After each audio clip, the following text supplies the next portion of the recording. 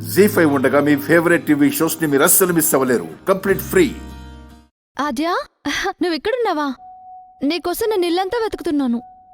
దేనికి? నన్ను coach defence ఆడమని చెప్తున్నారని చెప్పాను కదా. అవును.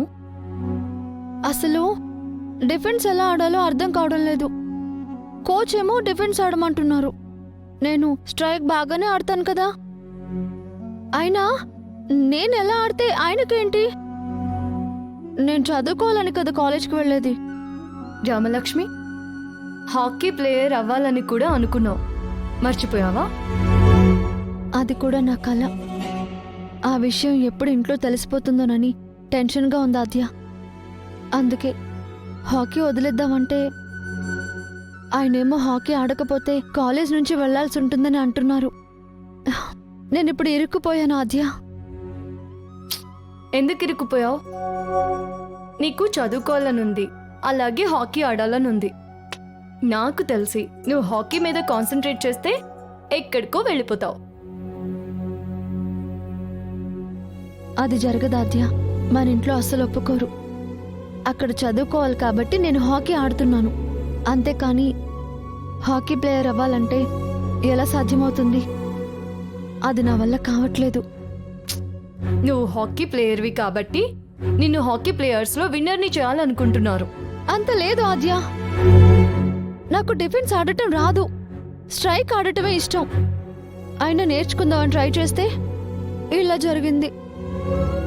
అందుకే నా వల్ల కావట్లేదు అంటున్నా.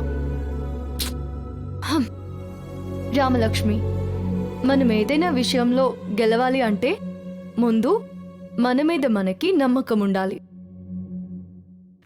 నిన్ను నువ్వు నమ్ము, గెలుపు అదే వస్తుంది. అదే ఎలా? నా దగ్గర ఒక ఐడియా ఉంది.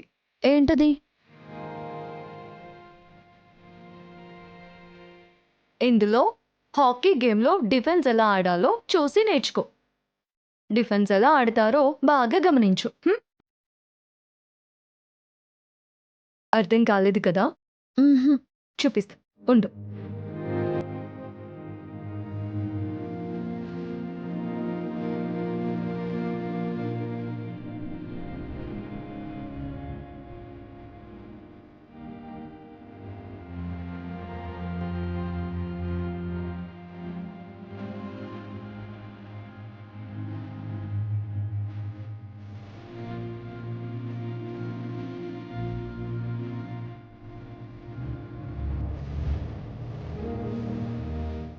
సూపర్ ఆద్య, బాగా ఆడుతున్నారు.